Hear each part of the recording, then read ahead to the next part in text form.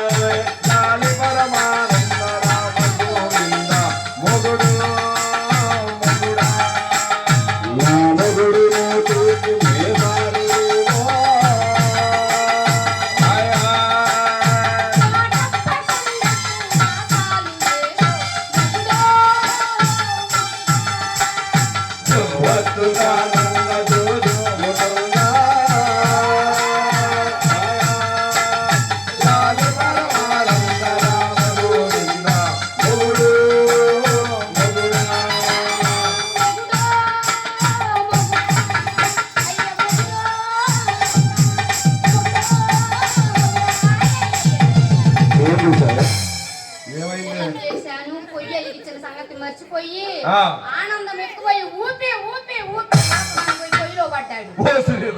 పొయ్యిలో పెట్టావా? ఎంత ఆనందంగా పాడాలి అబ్బాయి ఉయ్యాలంటే. అమ్మాయి ఉయ్యాల పాట అట్ట పాడితే చెప్పులు వస్తాయి అమ్మ పైకి. అట్ట పాడాలనుకుంటా అమ్మా. చెప్పులు ఎవరన్నా వేసుకొని వచ్చారా ఎడా లెక్క పెట్టు. మనసు అదిగో ఎదురుగానే ఉన్నాయి. ఆ విధంగా అమ్మాయికి అలా వచ్చి చల్ల వచ్చి 5-6 మాసాలు వచ్చేసరికి అమ్మవారి భక్తులు రిషికా గారు అమ్మవారి పుట్టిన సందర్భంగా అమ్మవారికి 101 రూపాయలు కానుక సమర్పించున్నారండి. వారిని వారి కుటుంబాన్ని బంగారు లక్ష్మీంద్రపతి గోపాల స్వామి అష్టైశ్వర్య భోగ భాగ్యతను సంపాదించి కాచి కాపాడవలసిందిగా కోరుతున్నాం. ఇక అమ్మాయికి అలా వచ్చి ఇలా వచ్చి 5-6 మాసాలు వచ్చేసరికి రతనాల రంగమ్మ దేవి తన భర్త గారి వద్దకు వచ్చి దేవి ప్రాణేశ్వర ఏంటో చెప్పు దేవి. ఆనాడు సంతానం లేని నాడు మనము మొక్కిన మొక్కుబడులు తెచ్చుకొని వద్దామా? మొక్కుబడులా? అవును నాదా. ఏమేం మొక్కుబడులు దేవి? ఏమేం మొక్కుబడులు అంటావేమిటి నాదా? ఆనాడు సంతానం లేని నాడు అమ్మాయి చేతడు చోటు పళ్ళమ పట్టించు ఊరూరా తిరిగి తిరుపతి దేవస్థానం కలదామని మొక్కున్నాం కదా నాదా. అవును దేవి. ఏంటి దేవి మళ్ళా చెప్పు. ఊరూరా తిరిగి తిరుపతి దేవస్థానానికి వెళ్దామని అనుకున్నాం దేవి. నాదా చోగిపల్లి పెట్టేది ఎవరు? ఊరూరా తిరిగి. అవును.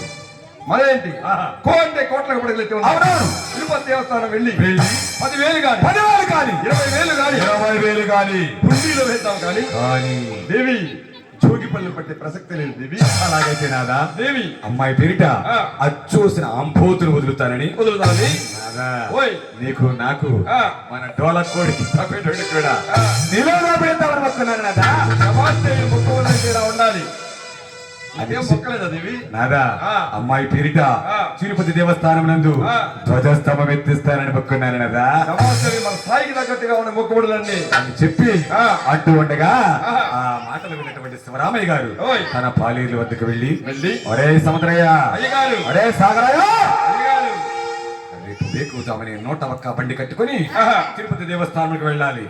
వాళ్ళ సంగతి చూడండిరా అని చెప్పి ఈ విధంగా 101 బండి తీసుకుని వెళ్తూ ఉన్నారయ్యా.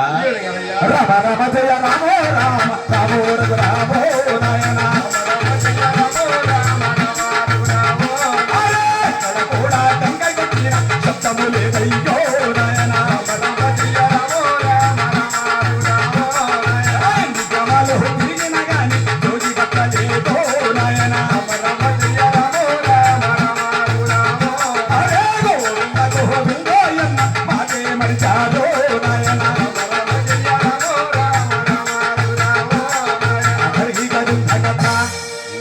కూడా కొబ్బరికాయ కొట్టినటువంటి శబ్దం లేకుండా గోవిందా